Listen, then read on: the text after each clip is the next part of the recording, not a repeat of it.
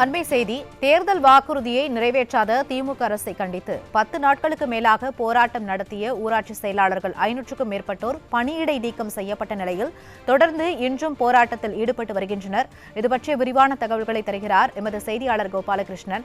வணக்கம் கோபாலகிருஷ்ணன், கூடுதல் விவரங்கள் என்ன? மஞ்சுளா வணக்கம். தமிழகம் முழுவதும் 15,000க்கும் அதிகமான ஊராட்சி செயல்பட்டு வருகிறது. இந்த ஊராட்சியில் ஊராட்சி செயலாளர்களாக பல்வேறு நிலைகளில் பணியாற்றி வரும் 10,000க்கும் அதிகமான பணியாளர்கள் கடந்த 2018ஆம் ஆண்டு முதல் தமிழக அரசின் காலமுறை ஊதியத்தை பெற்று வருகின்றனர். தமிழக அரசு துறைகளில் சி பிரிவில் பணியாற்றும் ஊழியர்கள் பெறும் ஊதியத்தை பெற்று வரும் இவர்களுக்கு தமிழக அரசு கடந்த ஜனவரி 3ஆம் தேதி அறிவித்த தமிழக அரசின் புதிய உறுதியளிக்கப்பட்ட ஓய்வூதிய திட்டத்தில் கிராம ஊராட்சி செயலாளர்களை சேர்க்காதது இவர்களுக்கு மிகுந்த வேதனையை ஏற்படுத்தியது. அது மட்டுமல்லாமல் தமிழக அரசிடம் இவர்கள் கோரிக்கை வைத்தும் கூட கிராம ஊராட்சி செயலாளர்களை தமிழக அரசின் உறுதியளிக்கப்பட்ட ஓய்வூதிய திட்டத்தில் சேர்த்து அரசாணை வெளியிடாததை கண்டிக்கும் விதமாக கடந்த ஜனவரி 6ஆம் தேதி முதல் 13ஆம் தேதி வரை சென்னையில் சைதாப்பேட்டை மாவட்ட ஆட்சியர் அலுவலகம் அருகே என தொடர்ந்து 8 நாட்களாக மாபெரும் போராட்டத்தை இவர்கள் நடத்தினர். இறுதியாக 13வது நாள் போராட்டம் இறுதியில் தமிழக அரசு துறை செயலாளர்கள் கிராம ஊராட்சி செயலாளர்களை நேரில் அழைத்து 2-3 தினங்களுக்குள் புதிய உறுதியளிக்கப்பட்ட ஓய்வூதிய திட்டத்தில் கிராம ஊராட்சி செயலாளர்கள் சேர்க்கப்படுவார்கள் என வாக்குறுதி அளித்தது. அதனை நம்பி இவர்கள் போராட்டத்தை தற்காலிகமாக கைவிட்ட நிலையில் 20 நாட்களுக்கு மேலாகியும் இதுவரையில் தமிழக ஊராட்சி கிராம செயலாளர்களை புதிய உறுதியளிக்கப்பட்ட ஓய்வூதிய திட்டத்தில் தமிழக அரசு சேர்த்து அரசாணை வெளியிடவில்லை.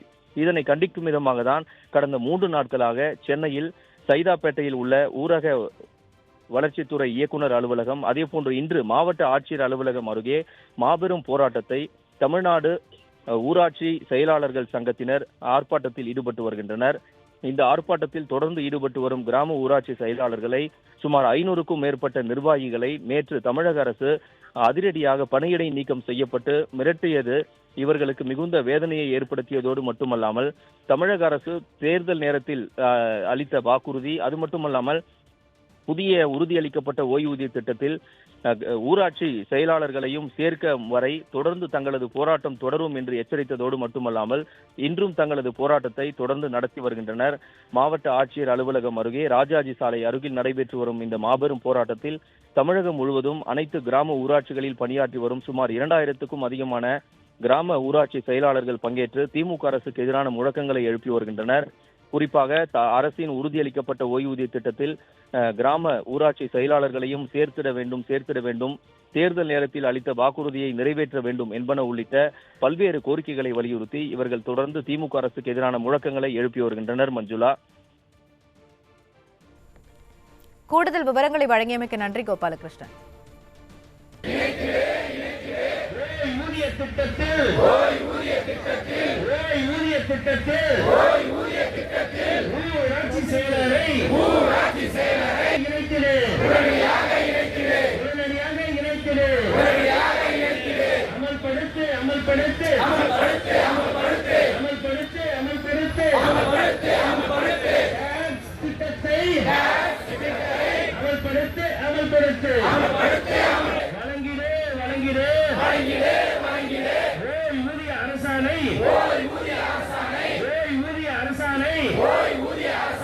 உடனடியாக வழங்கிடு.